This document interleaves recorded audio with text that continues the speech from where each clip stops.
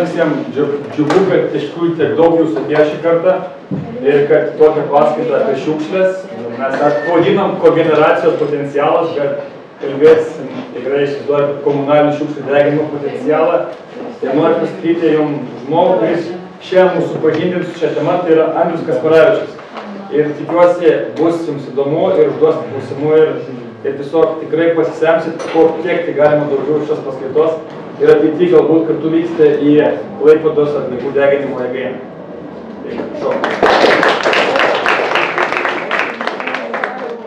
Labas vakaras.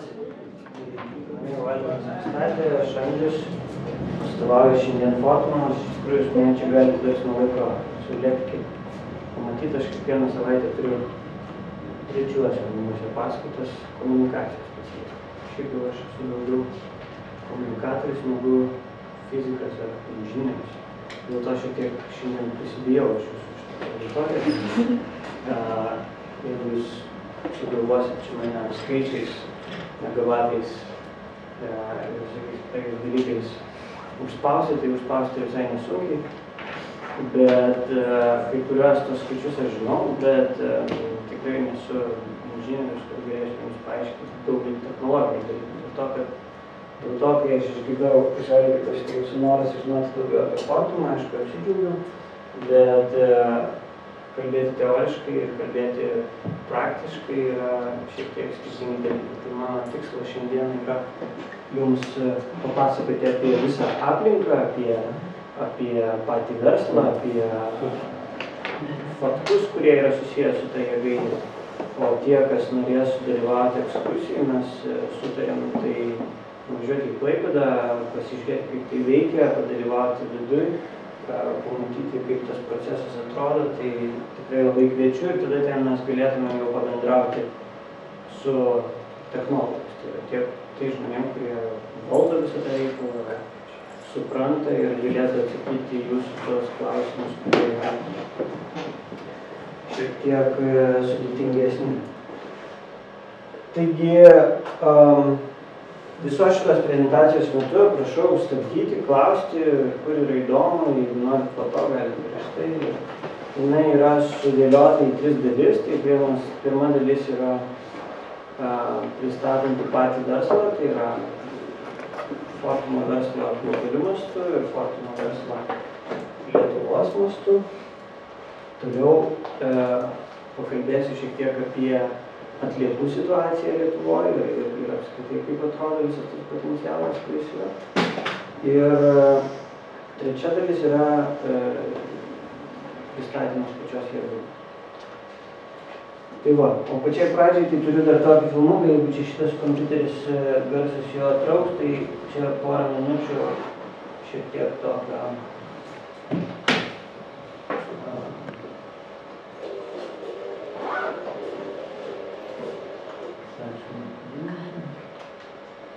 na, jeigu nesigirdės, tai nesigirdės, bet tikiuosi, čia labai galbūt nieko nėra, bet tiesiog pamatyti, kaip tai atrodo. Per keletą metų įmonė Fortum Klaipėdoje pastatė ir jau pradėjo eksploatuoti savo naujausią švarios šilumos ir elektros gamybos kompleksą. Tai šio miesto gyventojai gali džiaugtis švaria naujosios kartos energija. Fortum tai Suomijos energetikos bendrovė, gaminanti ir paskirstanti šilumos ir elektros energiją Baltijos regiono šalyse. Fortum tikslas – gaminti energiją, neišmetant į aplinką anglies dioksido. Naujoji kogeneracinė elektrinė Klaipėdoje atliekas paverčia energiją. Ji yra viena šiuolaikiškiausių elektrinių Europoje ir pirmoji tokia elektrinė Baltijos šalyse. Jėgainėje įdiegtos pačios naujausios technologijos. Jos leidžia itin efektyviai deginti biomasę, naudoti buitines bei pramonines atliekas. Naujoji kogeneracinė elektrinė tai esminis posūkis Klaipėdos plėtros istorijoje. Ši elektrinė miesto gyventojams gamins šilumą, o elektrą teiks visai šaliai, bus ypač naudinga regionui, nes tausos aplinką. Elektrinė ženkliai sumažins sąnaudas naujiems sąvartynams įrengti ir esamiems tvarkyti. Kartu sumažės šiltnamio efektą sukeliančių dujų, kurios būtent ir susidaro sąvartynuose. Klaipėda turi užsibrėžusi tikslą sukurti regione naują atliekų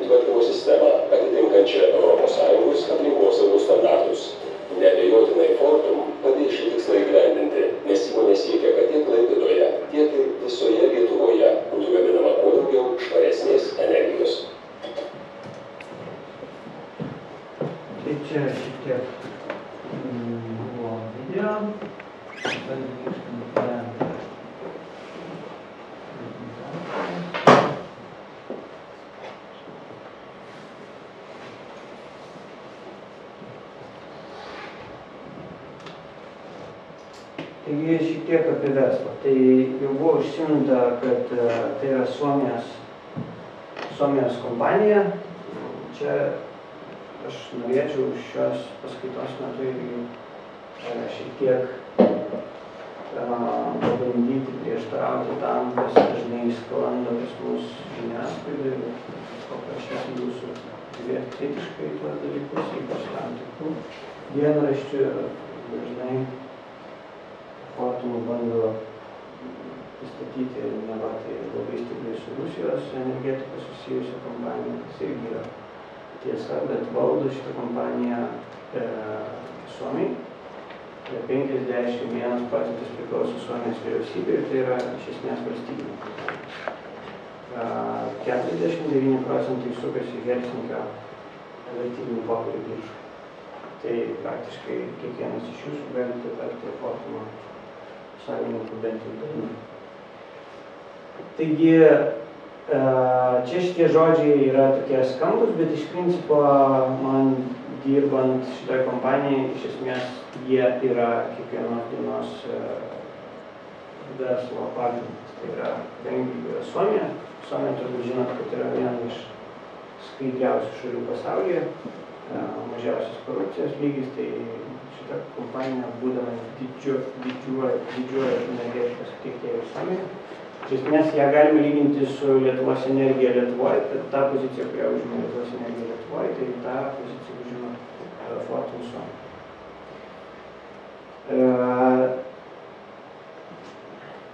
Įsivaizduot, kaip išsidėsčiusi Fortum per Europą. Tai Fortum yra energetinė kompanija, nereikėtų jos asocijuoti vien tik su atliekų deginimu, tai yra visą spektrą turinti daug elektrinių, pradedant nuo eksperimentinę elektrinę, kurios yra šiuo metu Portugalijoje ir Švedijoje, kurios gamina energiją iš jūros bangų, ir baigiant atominę elektrinę Suomijoje, kuri taip pat priklauso Fortum. Tai yra visos energijos gamybos, visos įvairios rūšys. Taigi šiluminiai pajėgumai, įsivaizduot, kur didžiausias verslas sudaromas, tai pirmiausiai, žinoma, yra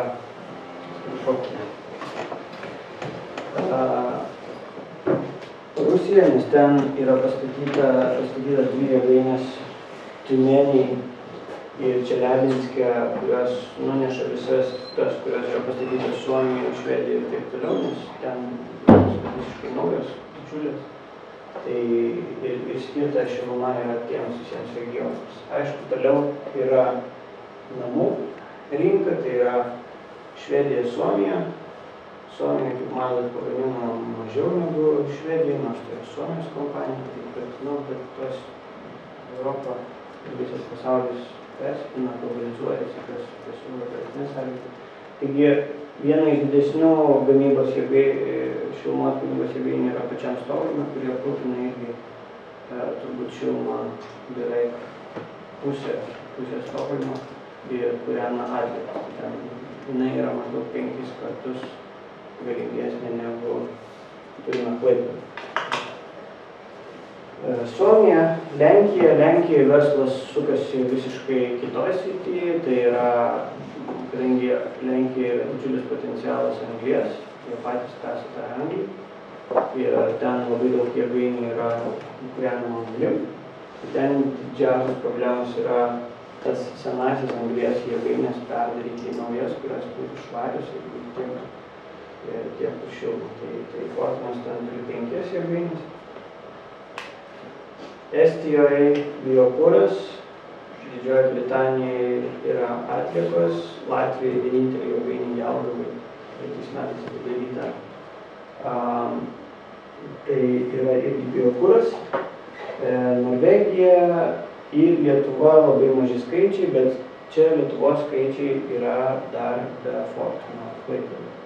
Tai yra, nes Fortumas Lietuvoje turi dar 2 jėgainės, tai yra Švenčionys ir Joniškė, kuriam biokurą. Tai yra tokia situacija. Indija, eksperimentinis projektas, šilumos ten negamina, Indija šilumos apskritai nelabai reikia, Indija turi centrinės šildymo sistemas, kaip ir pietinės Europos šalys, bet ten gaminama elektra ir ten yra investuojama į saulės saulės kolektorius ir saulės baterijos. Tai kitoje skaidrėje yra elektros pajėgumai. Tai tie 5 megavatai, kurie yra Indijoje, tai čia yra labai nesminis dalykas. Kaip matote, elektros gaminama Skandinavijai daugiau negu Rusijoje, nes Rusija yra kogeneracija, ten elektra yra tik papildomas dalykas, pagrindinis yra šiluma. Tai va, tai visos šalis, tai taip, kad norėčiau, kad jūs išgirdę apie Fortum galvotumėt ne tik tai apie atliekas, nors Lietuvoje tai jau čia vos nesinonimu tapo šitas žodis, Fortumas ir atliekas, bet iš principo tai nėra vienintelis verslas, kur Fortumas veikia ir toli gražu ne vienintelis. Didieji pajėgumai yra sukoncentruoti kitur. Verslas Lietuvoje, kaip minėjau, be Klaipėdos yra Švenčionė energija, Joniškio energija, ten yra dalinai valdomas įmonės su savivaldybė, biokuro katilai, aprūpina šitas miestus šilumą, kurtos matot, kada tas įmonės, bet pagal investicijų, aišku, lygiai tai yra nepalyginami dalykai, kas yra Švenčionės ir Joniškyje, yra šiluma, tai yra beveik 500 milijardo litrų investuota į Klaipėdos jėgainę, didysis šiuo metu veikiantis Fortumo projektas. Čia žemėlapyje yra pažymėtas Kaunas ir Vilnius, tai yra 2 potencialūs miestai, kur Fortumas norėtų būti. Norėtų tai reiškia, kad Kaune tas procesas yra šiais metais turėtų būti baigtas. Įsivaizdavimui, kiek laiko reikia pastatyti tokią jėgainį, tai pastatyti tokią jėgainį reikia maždaug 4-5 metų, iš kurių 2-3 metus užima dokumentų rinkimas, poveikio aplinkai vertinimo procedūros ir visi kiti dalykai, kad jėgainį pastatoma per 2 metus. Tai Kauno, jeigu tas projektas yra jau veikiantis, tai Kauno projektas yra maždaug tų 2-3 popierinių metų pabaigoje. Šie metai turėtų pabaigti šitą popierinį etapą ir kitų metų pradžiai turėtų būti gautas statybos leidimas Kaune. Kaune jėgainė turėtų irgi atsidurti laisvoje ekonominėje zonoje, taip kaip ir Klaipėdoje. Vilniaus projektas yra mažiausiai pažengęs, jis yra visiškai pradinėje stadijoje, tai yra tik tai pradėtos dar poveikio aplinkai vertinimo procedūros. Geriausiu atveju Vilniuje, jeigu bus einama iki galo, jėgainė galėtų atsirasti po 5 metų.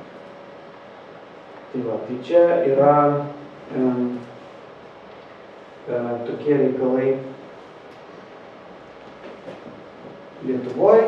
Čia šitas skaidrė šiek tiek likus dar prieš pradedant Klaipėdą, bet aš šiek tiek komentuosiu irgi, kaip tai atrodo apskritai. Kadangi mes visą laiką remiamės Švedijos pavyzdžių, nes Stokholmas, nežinau, kiek iš jūsų esate buvę Stokholme, bet man jisai yra kaip miestas iš kosmoso iš tikrųjų. Nes tol, kol Stokholmą lankaisi kaip turistas, jis atrodo miestas kaip miestas. Bet kada į Stokholmą pradedi lyginti, lysti vidun, į kanalizaciją, į požemius, į šiukšles, į energetiką, tai iš tikrųjų Stokholmas yra unikalus miestas, ta prasme, kad ten turbūt energetikos didžiulis know-how yra sutelktas būtent šitam mieste. Kaip matot, Švedija yra šalis, kuri praktiškai nenaudoja dujų. Tai yra, ten 2-3% gal dujų dalykai. Praktiškai Stokholmas yra miestas, kuris sugeba gyventi savam cikle.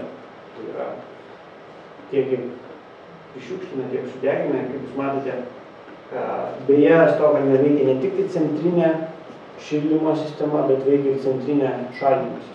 Tai yra kūlingas visas yra lygiai taip pat organizuotas, kaip pas mus radiatoriais patenka šiluma, tai lygiai taip pat Stokholme, nors tai yra šiaurės šalis, jie turi kūlingo sistemą.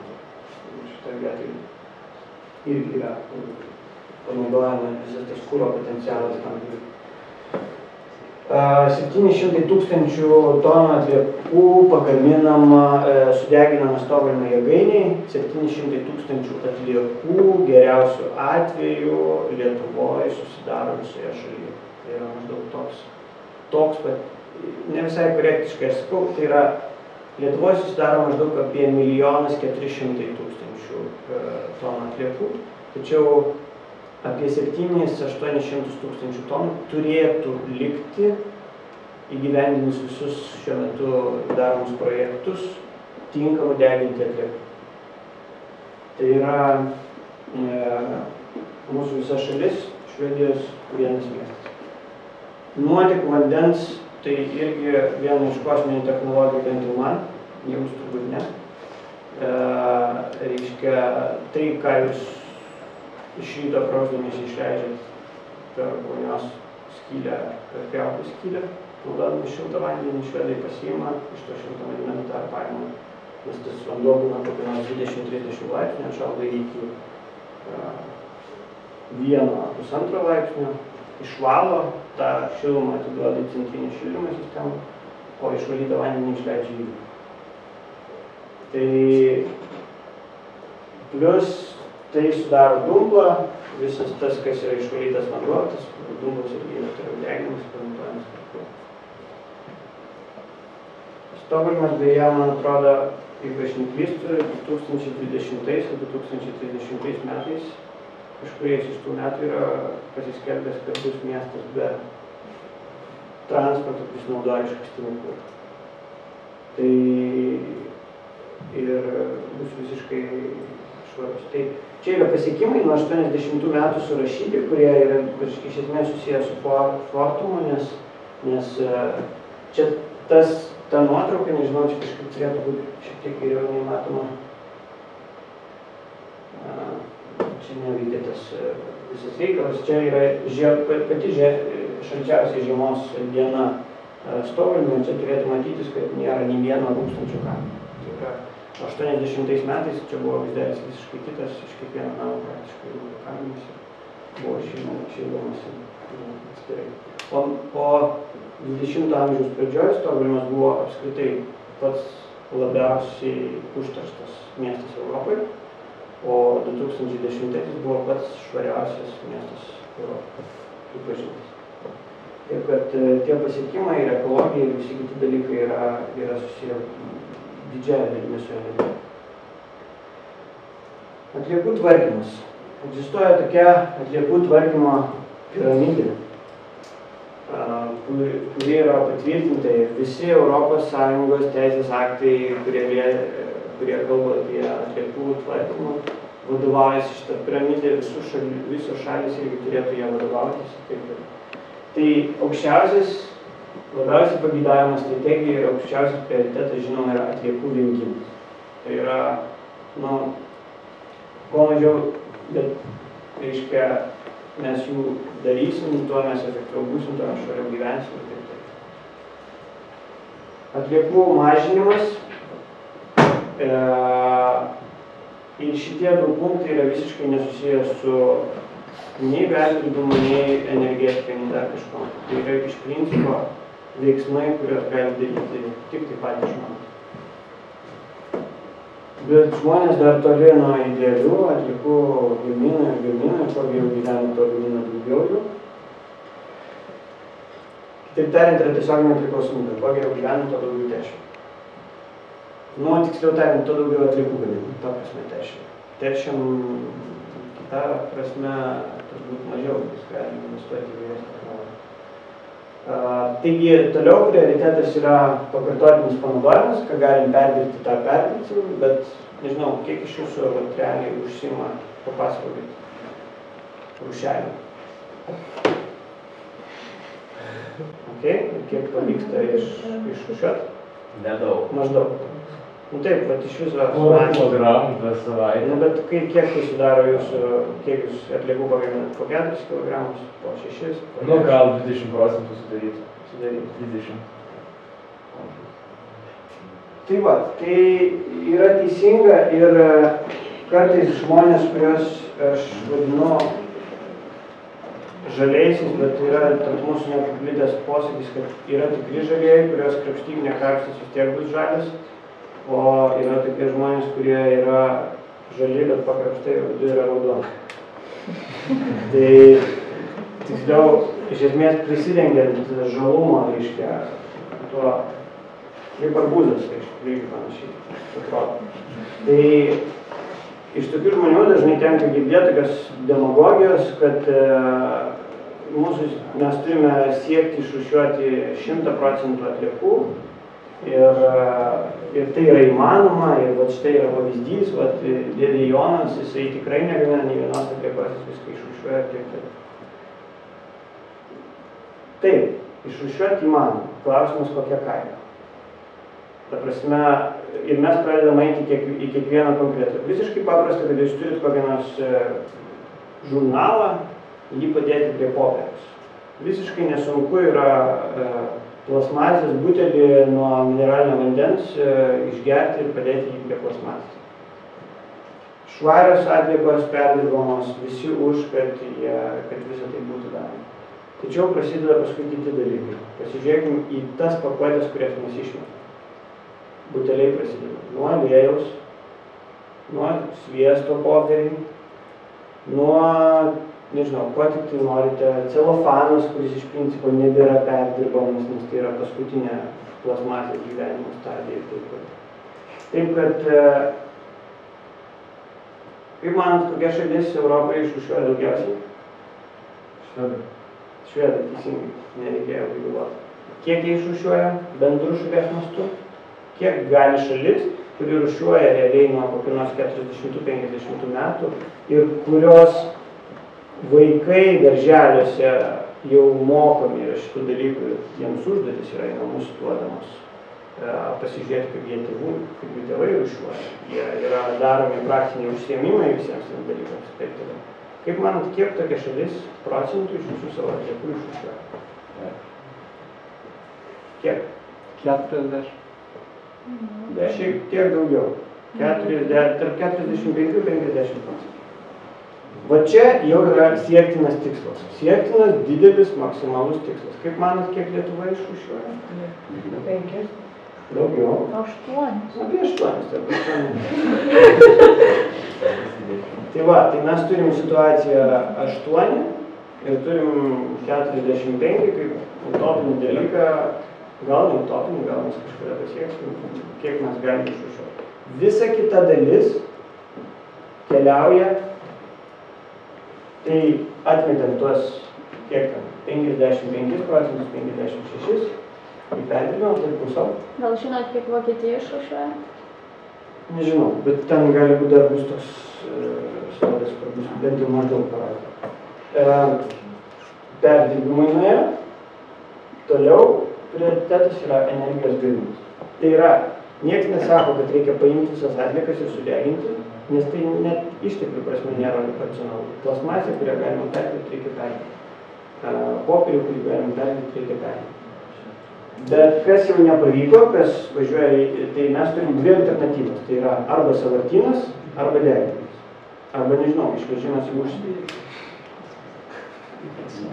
Kas visiškai nėra utopija, nes šiuo metu vyksta tas procesas. Šiuo metu stovimas su Oslu pešasi, kas pasiims kieno šiukšles. Nes visas savo jau jie susirinko, jie Švedija neturi nei vieno sąvartyno. Tai va.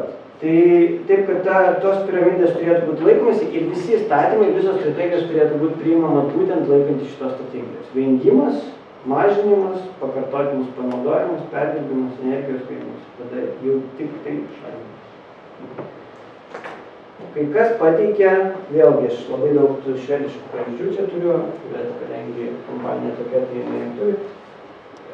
Iš ten, kur turi prieš pastatomas yra perdirbimas deginimas. Tai yra visiškai neteisinga taip daryti. Kadangi, kaip matote, augimas išgavimo energijos ir perdirbimo yra praktiškai kartu.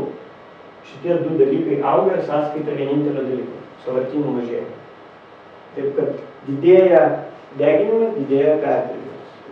Didėja perdirbimas, didėja deginimas. Mažėja sąvartynų. Tai yra pats sėktiniausias tikslas. Nes sąvartynas yra iš principo pats didžiausias blogis, koks tik tai gali būti. Nes jos ten pūva, iš jų galima, aišku, paimti dujas kokias nors, bet tai yra tik tai maža dalis, ką galima veikti sąvartynę ir tai yra ištekliai, kurie iš principo stovi vienu. Lietuvoje situacija yra tokia, kad Lietuvoje yra 10 atliekų tvarkymo centrų. Ką reiškia atliekų tvarkymo centras? Tai reiškia sąvartynas. Taip gražiai yra pavadinta, bet iš principo Lietuvoje yra 10 sąvartynų po reformos. Tai reiškia, kiekviena apskritis buvusi turi savo atliekų tvarkymo centrą. Čia stovi Fortum Klaipėda jėgainė.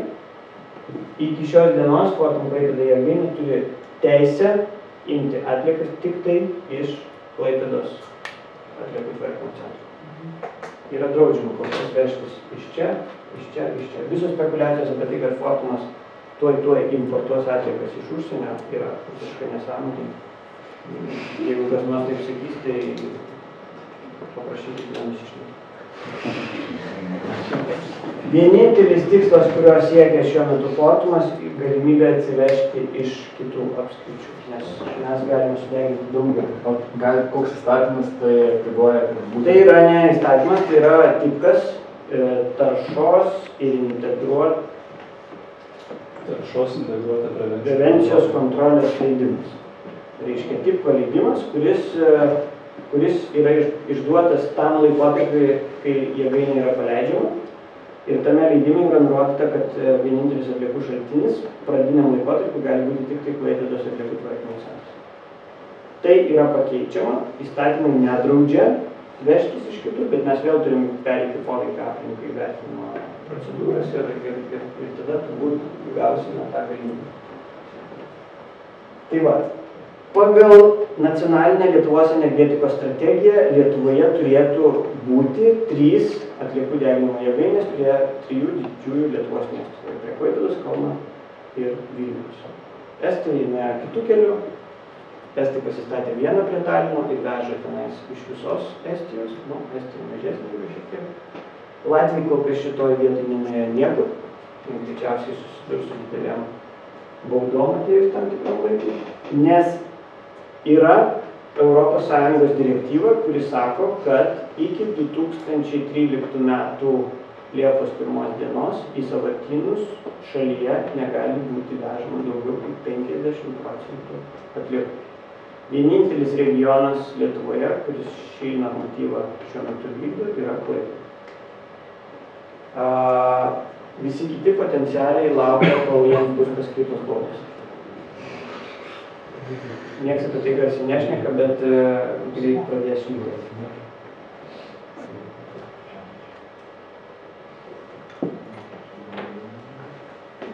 Čia šiek tiek senstėlėje duomenys, bet jie iš tikrųjų nelabai stipriai keičiasi. Čia įsivaizdavimai, kiek mes pagaminame atliekų lyginant su visom ES šalim.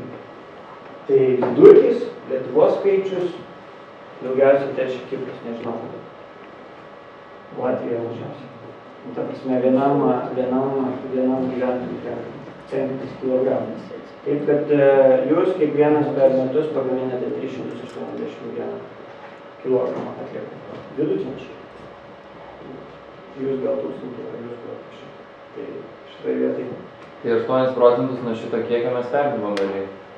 8% mes perdirbam, jo. Skaičiai padidės šiek tiek, kai mes turėsim statistiką 2013, nes jau vien tik Klaipėda turės įtakos pakankamai nemažos. Bet tai bus procentai. 1, 2, 3. Tai dar kol kas ta situacija labai stipriai nesikeičia. Kas sudaro atliekas? Tai čia ne tiek įdomus dalykas, bet šitą jūs kur klausėt, čia beveik yra dalinis atsakymas, reiškia, kaip atrodo Europą, reiškia šitoje vietoje. Tai jūs pastebėsite, čia yra visas tas rytų buvęs sektorius, Bulgarija, Rumunija, Lietuva, Latvija, Malta čia, ten šiek tiek Graikija. Kitos problemos, Slovakija, Estija, Lenkija, didžiąją dalį sudaro atliekų šalinimo sąvartynas. Perdirbimas, mėlyna spalva, kompostavimas, šita spalva ir deginimas yra irgi matot, kurios šalis. Tai procentiškai, jūs klausite, kiek kilometrų. Ne, ko jūs klausite? Kiek procentų perdirba? Tai va, čia jo. Tai Vokietija, kas? Perdirbimas apie 40.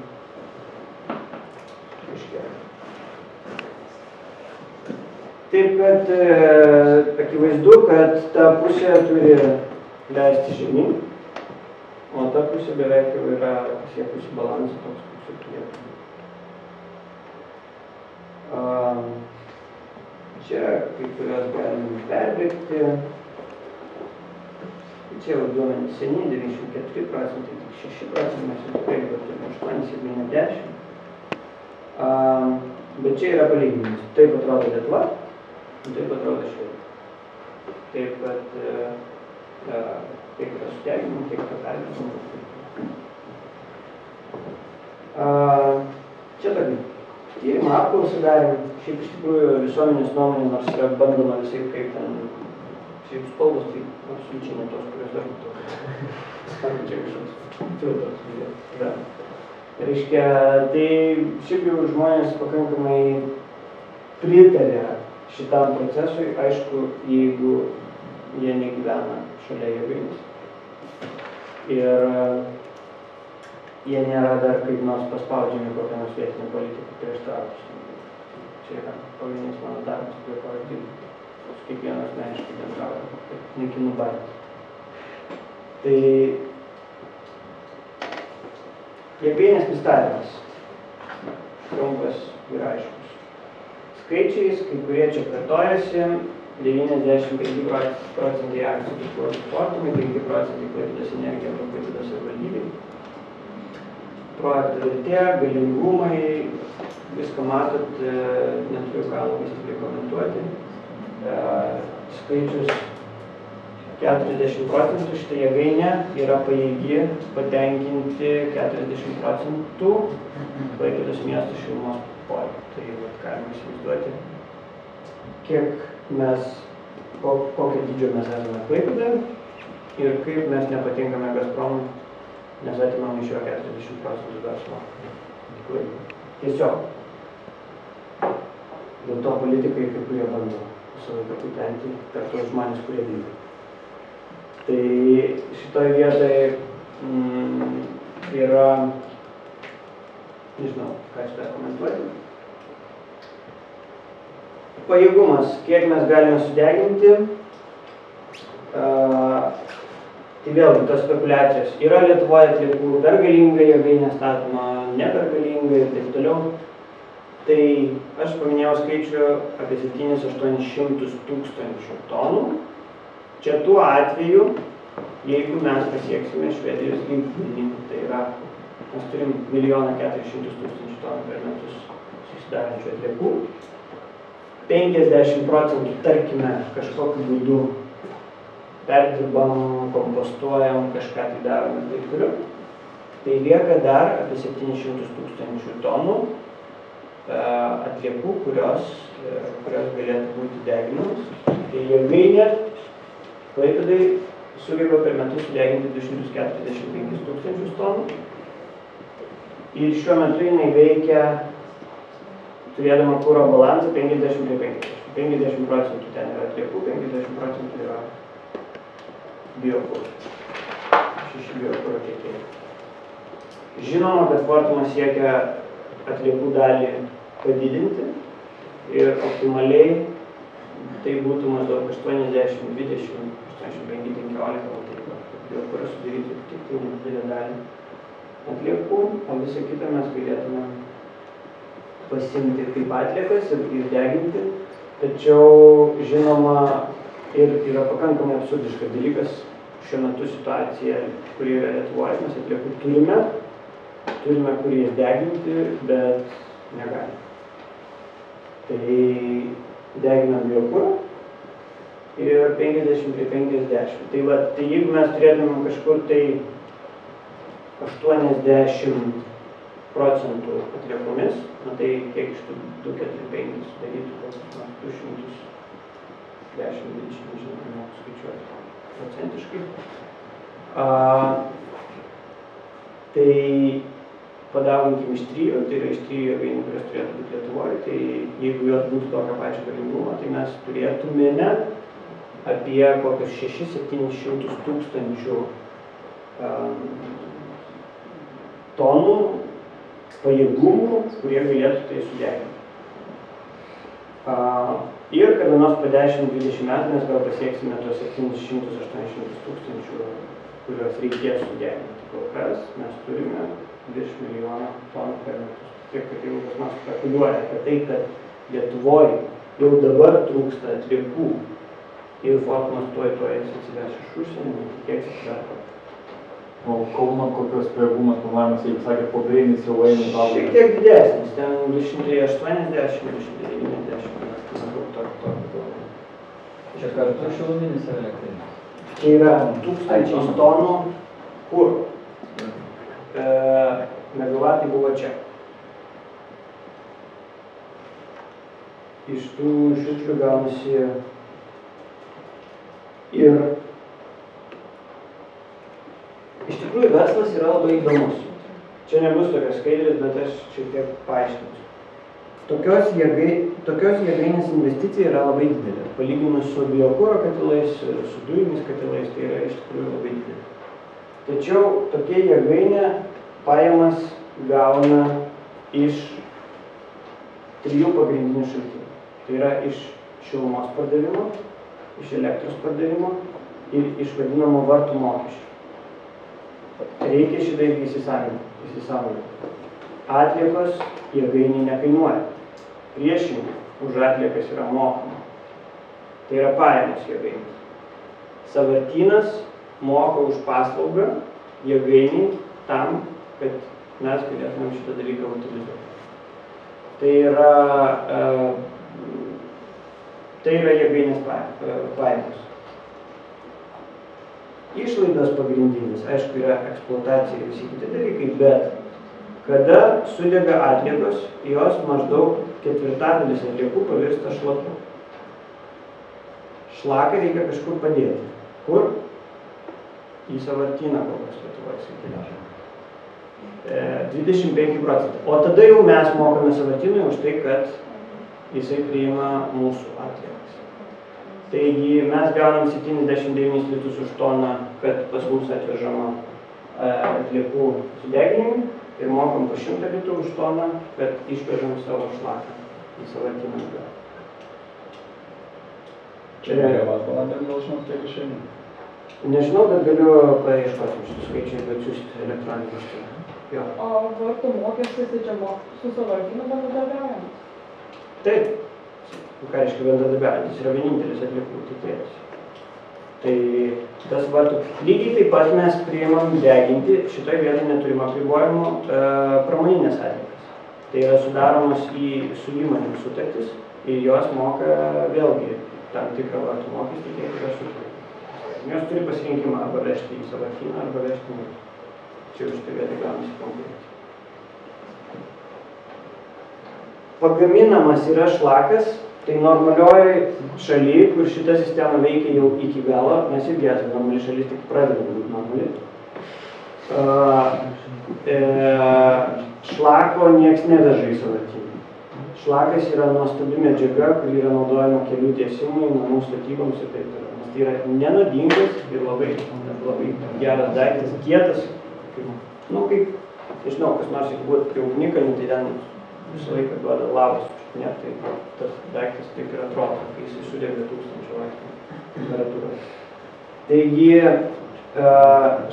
bet pas mus kol kas dar nėra nei vienos įmonės, kuri sugebėtų iš mūsų šitą daiktą pasimti, o mes laukiam o nesugeba pasiimti dėl to, kad šlakas nėra Lietuvoje standartizuotas ir sertifikuotas. Reikia jį kaip statybinė medžiaga.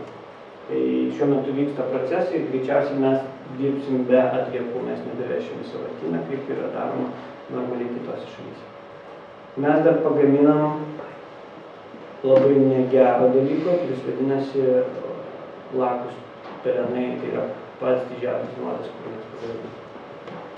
Apie 4-5 tūkstančius tonų per metus mes šitą daiktą pagaminam ir išvežam jį laivais į Norvegiją.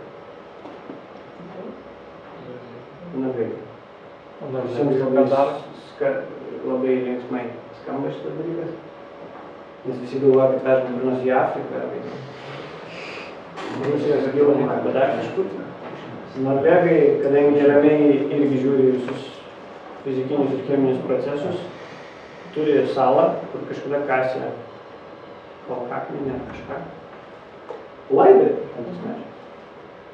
Yra projektas pripildyti tą salą medžiagų, uždengti, užsodinti. Nors kiek girdėjau, ten tose visose pelenuose yra labai daug metalų, ten visa Mendelėjevo lentelė yra. Tai yra ten mokslininkai dirba prie to dar, greičiausiai ateityje tai nebus laidas. Bet čia pažiūrėsim, čia jau mokslinio kontaktai. Taigi,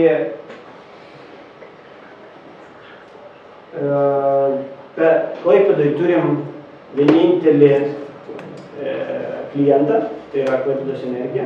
Mes neišrašom sąskaitų gyventojus, mes parduodam šilumą Klaipėdos energijai, nes jie valdo centrinę šildymo visą tinklą ir sistemą. Ir jie parduoda šilumą gyventojus. Tai Klaipėda šiuo metu vienintelis iš didžiųjų miestų, kuriame realiai įgyvendinta ir veikia konkurencija, dar ne tokia, kad jau galėtumėm sakyti, kad jinai yra, bet jinai veikia. Nes Klaipėdai veikia 7 šilumos gamintojai ir kiekvieną mėnesį vyksta šilumos kainų aukcionas.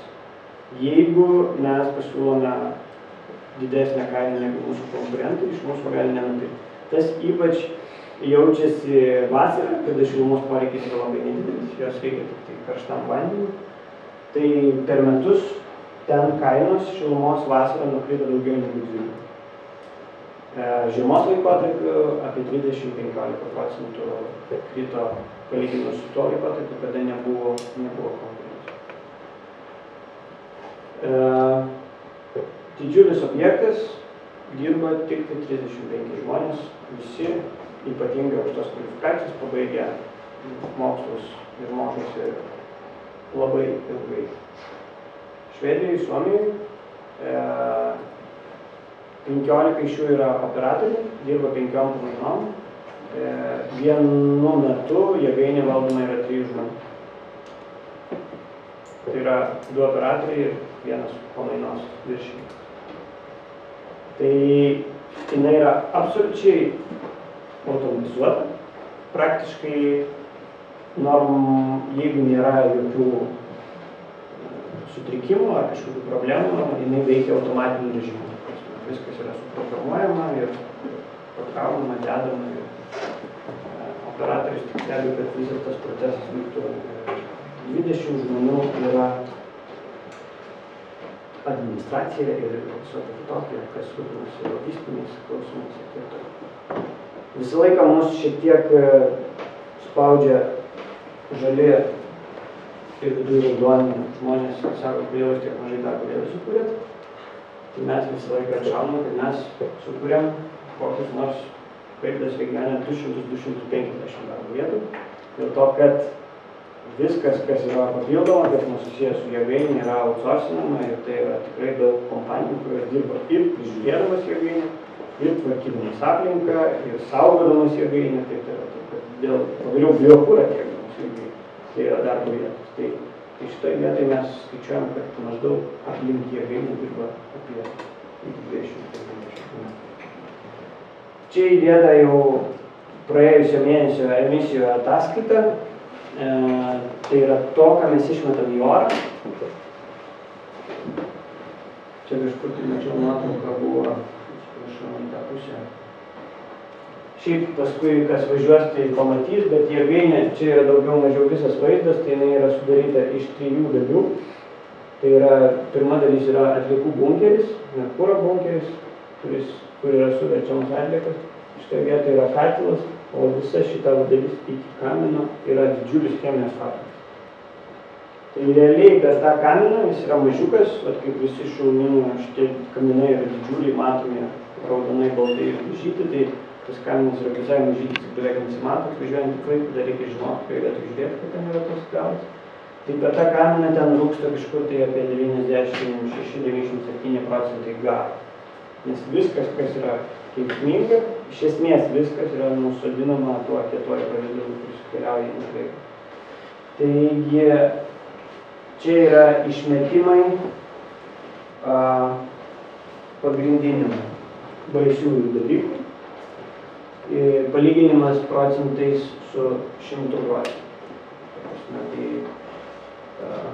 azoto oksidas, aišku, yra čia didžiausias, bet toli gražu iki leistinos normos, tas 100% yra leistina norma, anglies monoksidas ir kiti dalykai. Įdomus faktas, vėlgi čia mes bendraujant, reiškia, su visokiais visuomenininkais, kurie ten mus jau ištyrinėja yra per padidinamą stiklą ir visais kitais dalykais. Vėlgi labai įdomus mitas, kur yra teigiama, kad mes čia mėgsta raudonai žali žmonės pasakoti, kad mes neva tai deginame atliekas žemesnėje temperatūroje negu tai daroma Skandinavijai. Ir dėl to mes labiau teršiame. Jūs, kaip fizikai, turėtumėte suvokti paprastą faktą, net aš tai suvokiu, kad jeigu degini karštesnėje temperatūroje ir tam deginimui nereikia papildomų kuro, nes atliekos pačios dega. Jeigu reikėtų jas deginti naudojant dujas, tada kitas klausimas. Bet jos dega pačios, tai kiek tu karščio sugebi daugiau išspausti, tai tiek tu stengsis išspausti vien tik dėl to fakto, kad pagaminti daugiau šilumą. Ir kad geriau sudegtų atliekas. Nes kuo jos geriau sudega, tuo mažiau gaunasi šlakštų. Tai šitoj vietoj mes niekaip, nei ekonomiškai, nei dar kažkaip nesame suinteresuoti mažinti tą temperatūrą. Atvirkščiai, mes esame ją suinteresuoti iki tam tikros ribos dydį. Paskui, aišku, jau yra kiti procesai. Jeigu jinai taps 1300, 1400 jau gali katilą sudėti, tačiau kiti dalykai. Tai šitoj vietoj temperatūra yra didelė, yra sistema, kuri pagal ES direktyvas visoms ES šalims galioja tas pats reglamentas. Ne mažesnė kaip 850 laipsnių. Tai yra ta temperatūra jau paskui, nes patys baisiausi nuodai, kuriuos gali pagaminti tokie jėgainė, tai yra dioksinai, furanai. Jie geriausiai susidaro 600–700 laipsnių temperatūrą. Jau yra laikoma, kad nuo 850 į viršų jų susidaro labai nedidelis kiekis. Iš tikrųjų, tas yra nedidelis, tas mūsų atlikti matavimai, dioksinai, furanai nėra matuojami realiuoju laiku, yra daromi tyrimai 2 kartus per metus, tai yra jeigu tai, kas yra reikalavimai įstatymas. Paskutiniai duomenim ten yra tūkstančiais kartų. Vienas matavimas netgi buvo toks, kuris netraukė tiek, kiek yra minimaliai skalėje. Tai praktiškai buvo oficialiai užfiksuota, tai nėra tų išmetimų. Kitų kartų, ten 1000 kartų mažesnė negu norma leistina ir taip toliau. Taip, kad taršos iš principo nėra ir labai įdomus faktai, kurie irgi yra, kuriais kartais yra manipuliuojami, nežinant. Jėgainė yra sukonstruota taip, kad tas bunkeris, į kurį atvažiuoja atliekos, jisai siurbia orą. Tai yra, kam taip yra daroma? Tam, kad kvapas nepatektų į išorę, tai yra nesmirdėtų. Labai paprastas dalykas. Įvažiuoja mašina, atsidaro vartai, oras siurbiamas, įvažiuoja mašina, vartai užsidaro, išsipila. tą orą, kurį susiurbė, jis paduodamas į katilą. Tai yra tas virdantis oras, jis sudeginamas katile. Tai yra, reiškia, tai kadangi jinai įsiurbė orą ir paskui per kaminą išleidžia, tai šitoje pačioje Švedijoje vėlgi buvo daromas eksperimentas, kadangi jėgainė stovėjo ant magistralės, kur važiuoja daug mašinų šalia. Tai gaunasi situacija tokia, kad fonas yra daug taršesnis negu oras, kuris išeina pro kaminą. Reiškia, jėgainė dirba kaip filtras.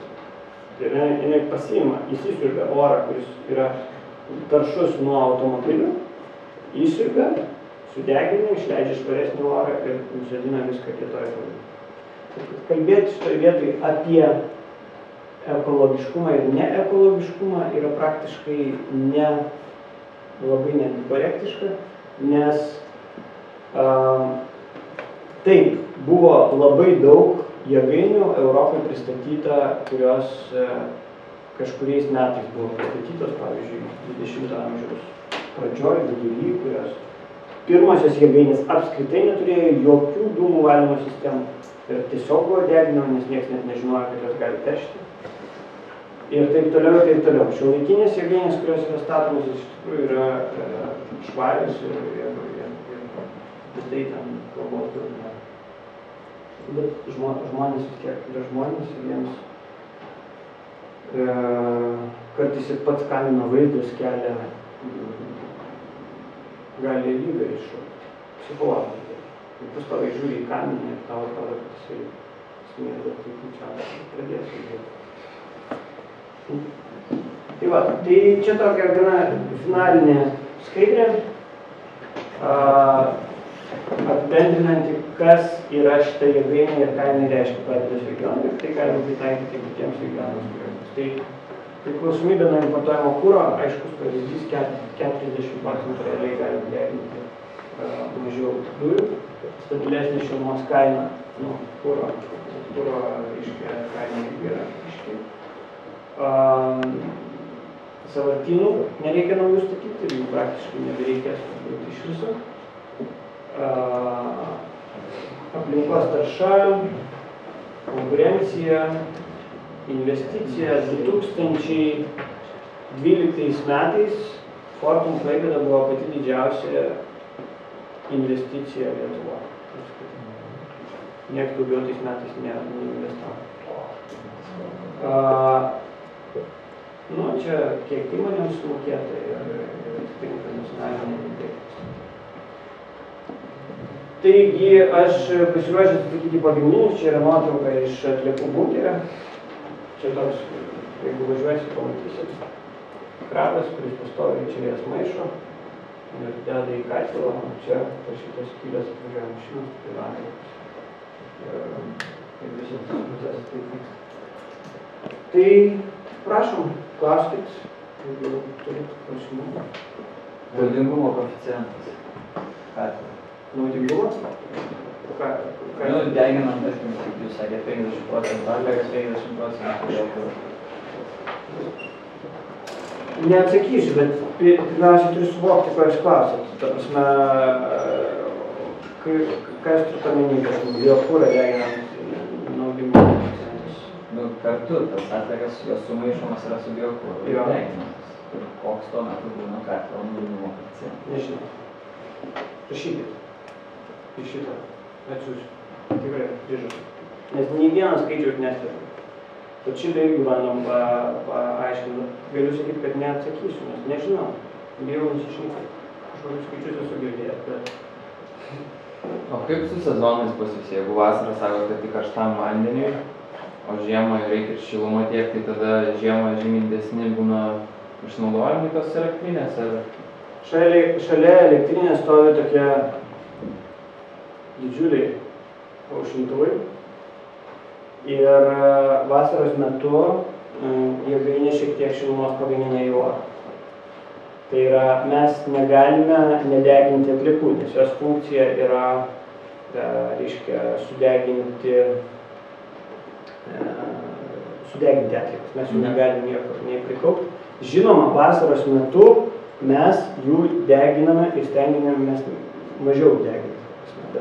Bet šito proceso sustabdyti negalim, tam yra tie šiltuvai ir yra tiesiog pagaminti ten. Visokių fantazijų visi ateina ir sako, gaila, daug šilumos, nu tai ką mes ten galime, kokį akvaparką pastatyti šalia, bet irgi tik tai galim panaudoti šalčio gamybą, bet vėlgi neturim centrinės šaldymo sistemos. O elektrai gaminti tas šilumos neįmanoma panaudoti kažkaip? Nu, aš vėlgi sakau, mūsų technologijos, bet manau, kad tikrai ne. Jau kiek yra panaudojama, tai kiek panaudojama. Bet jūs minėjot, kad ta šiluma naudoja elektros gamybą. Šilumą? Ne, tai apskritai visas degimo procesas gamina šilumą ir elektrą. Tai yra turbina, kuri gamina elektrą ir yra katilas, kuri gamina šilumą. Tai, bet jau tos, kuri pagaminta, nežinau, bet geras klausimas šiandien. Kodėl tos šilumos, kuri dar lieka, negalime pagaminti naudoti, bet reiktų pasiteirauti. Bet čia jūs tą galite sužinoti, jie gaminimą laisvai. O žiūrėkit, kaip su šiukšlėm yra, aš situaciją bent jau dabar daug įsivaizduoju, kad yra Klaipėdoje tas Kalvotės sąvartynas, tas perdirbimo, atliekų perdirbimo. Taip, o dabar Kalvotės yra pagrindinis išeksperimentunis iš Klaipėdos ir tas naujas jūsų sąvartynas turit savo sąvartynus, taip aš eksperimentuoju, ar ne?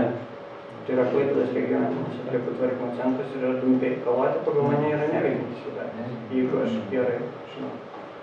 Tai Dumpiai yra pagrindinis dalykas, kuris tai nėra Fortumo sąvartynas, tai yra to iš vis nieko bendro, tai yra savivaldybės įmonė, kuri užsiima šitais dalykais. Ir dar vienas dalykas, jau jūs išklausę šitą paskaitą turėtumėte skirti 2 terminus, kurie aš ir laiką mane nervuoja, šiukšlės ir atliekos. Šiukšlės yra tas daiktas, kuris yra, šiukšlė yra niekam nenaudingas dalykas. Tai yra tai, ką mes padedam į sąvartyną, ir mes nieko nepadarysim. Atliekos yra tas daiktas, kuris turi energetinę vertę.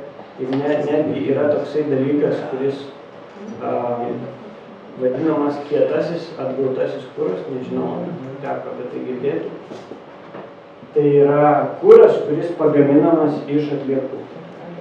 Tai yra briketai, kaip biokuro briketai, taip gaminami iš atliekų briketai. Su tikslu vežioti šitos dalykus po pasaulį. Tai yra niekur jokie Europos, čia pasiklausykit irgi, ypač mūsų didelis draugas Linas Balsys, kurį aš priskiriu prie žaliai raudonų veikėjų, dabar balotiruojasi į prezidentus ir pasakoja pasakas apie tai, kaip Fortumas sunkvežimiais veš atliekas iš Baltarusijos, visą tai smirdės, bėgs per tos sunkvežimius sunka, tai kaip mes įsivaizduojam, iš konteinerio bėga ir visi kiti dalykai. Nu tai arba reikia tik šypsotis tai klausant, arba, nežinau, aiškinti žmonės. Tai toks dalykas apskritai kalbėti apie importą atliekų, nesvarbu, ar tai būtų kuras, ar tai būtų atliekos, iš išorinės Europos Sąjungos šalies jau yra labai sudėtingas dalykas. Kitas dalykas, nei viena šalis neeksportuoja ir neimportuoja atliekų grynuoju pavidalu. Tai yra taip, kad mes turim konteinerį, suverčiam į laivą, išplukdom kažkur tai, iškraunam, tada sudeginam. Geriausias, kas gali atsitikti, tai gali atsitikti taip, kad yra pagaminamas tas kietasis atgautasis kuras, beje, sutrumpinus labai negražiai gaunasi. Reiškia, jisai gali būti eksportuojamas ir importuojamas, bet tai yra daroma tais atvejais ir tame yra logikos. Importai ir eksportai yra logikos, nes įsivaizduokit Europą. Vienas galas yra šaltas, kitas galas yra šiltas. Italija, Ispanija, daugelis miestų net neturi centrinių šildymo sistemų. Jie pragyvena visus metus, jeigu ten šiek tiek nukrinta, tai pasišildo su elektriniais kokiais nors vėjelis. Tai reiškia, arba pledais apsidengia, arba šiek tiek pašala, bet tas pašalimas yra savotiškas. Tai šitos šalis turi daug atliekų. Ir joms yra labai neefektyvu jas deginti, nes tos jėgainės kainuoja brangiai. Taigi šitos šalis turi potencialą eksportuoti šitos dalykus. Ir jos tai daro. Ir tokios šalis, kurios jau seniai degina ir suprato visą šitą naudą, tai yra Skandinavija, kaip sakiau, vienas dalykas mušasi tarpusavį, kitas dalykas importuoja. Bet ne atliekas, o kietai atgauti į kurą. Tai yra du skirtingi dalykai. Tai yra daiktas, kuris yra sertifikuotas, kurio yra rinka ir taip toliau. Švedai importuoja iš 3 šalių. Iš Italijos, Olandijos ir Amerikos. Net įsivaizduokit, kas yra atliekos. Kas seniau būdavo manoma, kad tai yra šiukšlės. Ypač toje visuomenėje, kurioje mes gyvename. Tarybų sąjungoje. O iš tikrųjų tai nėra jokios šiukšlės, tai yra viskas yra panaudojama. Nei vieno daiktą negali būti išmetama. Tai gali būti sudeginimo, gali būti perdirbimo. Man yra tekę lankytis vėlgi tokia Švedijos mieste Linköpingas yra. Nėra jis labai didelis, tai ten iš vis jisai veikia praktiškai uždaro ciklo. Mes vežėm tokius žaliai raudonus žmonės į tą Linköpingą, ten nėra Fortumo jėgainė. Tai jie ten iššoka iš autobuso ir vidury miesto stovi jėgainė ir rūksta dūmas. Jie galvoja, kad ten atliekų deginimo jėgainė. Jau ir tai, čia maždaug bažnyčia, čia kelias, čia šalia reiškia šitas dalykas. Sako, čia šitą? Ne. Atliekų deginimo jėgainė tenais yra, čia mes deginam padangas.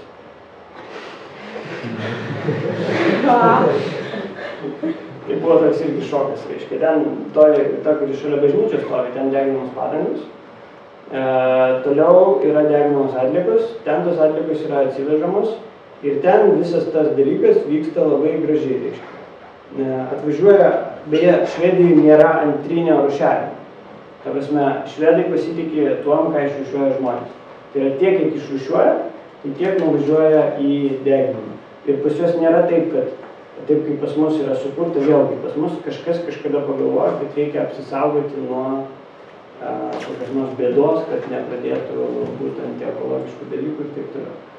Švedai, kurie yra už mus gerokai turtingesni, nusprendė, kad tokia sistema yra per brangi ir nereikalinga ir veža tai, ką sumeta į konteinerį, atvažiuoja ta mašina ir ta mašina važiuoja ne į atliekų tvarkymo centrą, važiuoja į deginimo jėgainę. Tada toje deginimo jėgainėje Stokholme yra tiesiai pilama viskas į katilą. Linköpinge daroma šiek tiek kitaip. Tenais stovi linija, optinė linija, kuri iš visos tos masės išrūšiuoja žalius maišelius. Kas yra žali maišeliai? Pas juos yra sistema, kad reiškia kiekvienas žmogus savo maisto atliekas deda į žalius maišelius. Eina visas srautas atliekų, pasitaiko žalias maišelis, sistema išmuša žalią maišelį, visas kitas srautas nuvažiuoja toliau. Reiškia, žalius maišelius surenka, maisto atliekos yra panaudojamos gaminti biokurą. Šalia tos gamyklos yra įrengtas autobusų parkas ir visi autobusai yra varomi tik tai iš to kuro pagaminto, to kuro, kuris yra pagamintas. Taip viskas yra sudėliojama. Tai manau, kad mes ateityje irgi patys turėsim, tik tai mes turėsim ten ir Dar norėčiau paklausti, ar Fortum siūlo kokias nors galimybės studentams atlikti praktiką, ar dalyvavo kokias nors mainų programuose? Taip ir ne. Iš esmės, aš manau, kad jūs visiškai sėkmingai galėtumėte pretenduoti į tokias praktikas ne Lietuvoje. Lietuvoje galimybės yra tikrai labai ribotos. Fortumas laiks nuo laiko pasirankė studentų Kaune ir Vilniuje šalia esančiam universitete. Ką turiu omeny, pasirankė, sudalyvauja kokias mūsų karjeros dienose. Ten ateina, kažkas užpildo ir praktika yra atliekama, bet tai yra realiai būkim dėdami teisingi, bet 1-2 žmonės per metus geriausiu atveju. Tai čia, yra galimybė, bet nelabai įdomi. Daug įdomesnės galimybės yra atlikti praktiką Skandinavijoj. Ir nes ten įmonės yra didelės, tų vietų yra daug, žmonių irgi reikia daug ir taip toliau. Parašykit man, pasakykit, yra mano e-mailai, aš visiems viską prižadu, bet tik tuo atveju, jeigu parašo žmogus elektroninį laišką, nes kitaip reikia prisiminti, o prisiminti aš nesugebu. Tai kai gauna elektroninį laišką su klausimu, visą laiką nusitė. Yra Lietuvoje moteriškė, kuri užsiima nuomoju HR-ų, kuri tvarko visus žmonės, kuri priima į darbus. Aš jums atsiųsiu jos kontaktų, galite jie kreiptis dėl praktikos Skandinavijoje, toliau jau šnekėkitės su kuo ten jau pavyks susišnekėti. Bet kad tokie dalykai yra daromi, yra specialios programos, tai yra faktas. Tai čia jau toliau turbūt priklauso nuo kažko. Dar bus klausimų? Aš dar vieną klausimą. Minėjot, kad yra 3 pajamų šaltiniai pagrindiniai, tai iš kurio iš jų daugiausiai gauna? Iš tikrųjų, aš turėjau tokią skaidrę, labai sunku pasakyti, kaip yra Lietuvoje dabar, nes iš tikrųjų tai, gegužės mėnesį mes turėsim pilnus metus, tai mes tada galėsim apibendrinti ir pasakyti, dabar irgi dar skaičiuoju. Bet vėlgi, remiantis Rokdaleno, jėgainės, duomenimis, kuri yra iš esmės tokia pati, kaip ir, bet aišku, tenais beveik 100% sudaro.